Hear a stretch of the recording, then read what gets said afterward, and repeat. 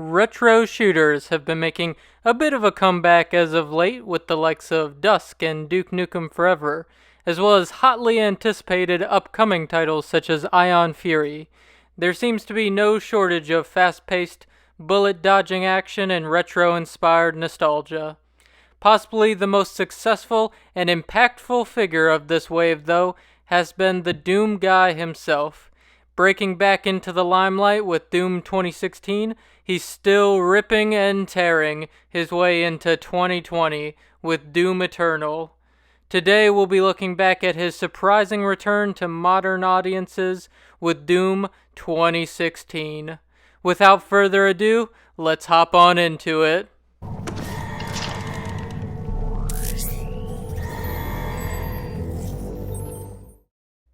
The story of Doom 2016 is simple as you might expect. At least that's what it seems like at surface level. In Doom 2016, you are given the option to read further into the lore of the facilities you visit, as well as the various creatures you encounter throughout your journey. This is done by data logs that you can collect throughout the game. This is a really nice touch, as it gives you the ability to dive further into the Doom lore, but it does so without forcing you to, if you'd rather just rip and tear your way from beginning to end. Outside of the optional lore, the story stays, you guessed it, fairly simple. As the Doom guy, you awaken to find Mars absolutely overrun by demons. Assisted by the director of the UAC, Samuel Hayden, who has been drawing energy from hell to solve an energy crisis back on Earth, as well as the highly advanced facility AI Vega, you begin a mission to stop the rogue Olivia Pierce from opening a portal straight to hell. Safe levels. Lockdown in effect.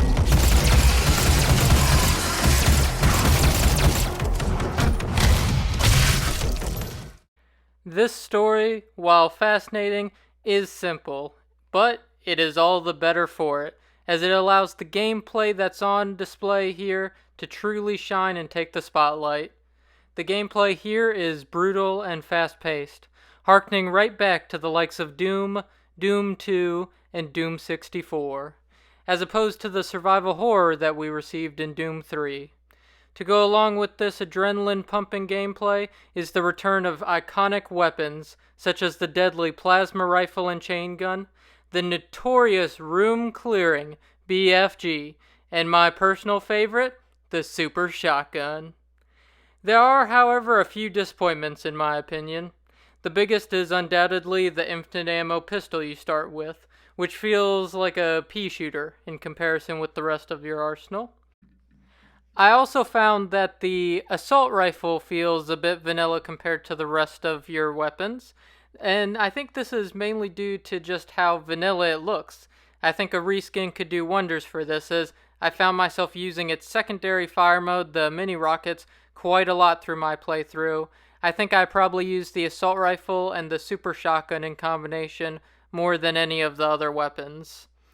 The other disappointment for me has to be the melee, though, which caused me to teleport straight past an enemy I was trying to hit on more than just a few occasions. The glory kills, though, are oh so satisfying when the melee does connect on a weakened enemy, and it helps feed into a really great combat cycle to keep you on the move and varying your fighting style up. This cycle involves melee glory kills to have enemies drop health, and chainsaw kills to have enemies drop a significantly higher amount of ammo than normal.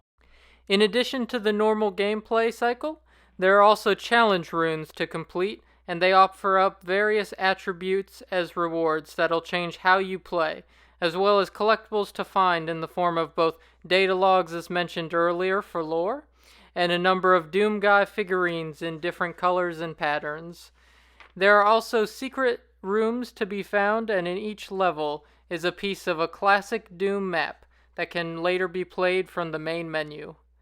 There is also a challenge mode where you can test your skills on different maps in the hopes of snagging that bronze, silver, or oh so elusive gold medal, as well as a multiplayer mode. To my surprise, this multiplayer mode on PS4 anyways, seems to be still alive and well kicking, as I found a match in probably 30 seconds, really no time at all. Sadly, the multiplayer itself, though, I would say, is average at best. I only played free-for-all where all players were the Doom guy with one of 3 pre-selected loadouts, but there didn't seem to be anything super unique about it that'd make me want to come back to it over other multiplayer games out there like Call of Duty or Battlefield. Still, it's not bad, just not something I see people sinking a lot of time into.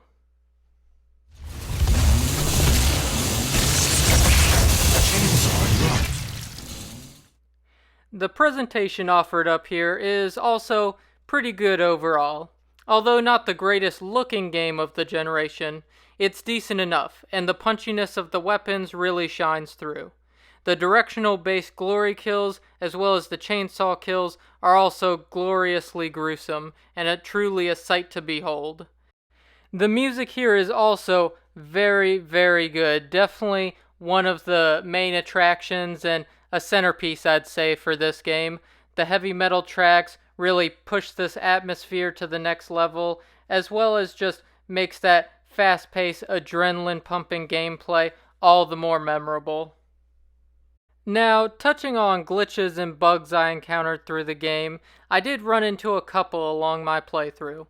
The most prevalent one was falling through the map, which happened about 3 or 4 times during my playthrough, and that was a bit frustrating as I would have to load my most recent save. The other glitch was one where my classic map selection didn't show up on my main screen, even though I knew I had at least one that I found near the end of the game. And I had to go online and look this one up, but I ended up just loading up a main story mission and then hopping back out. And when I did that, the main menu did end up showing the classic map selection.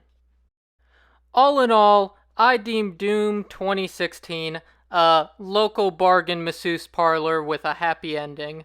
But at $30, the Doom Slayer collection, which includes Doom, Doom 2, and Doom 3, packaged together alongside Doom 2016, brings the value up to a first edition Playboy magazine.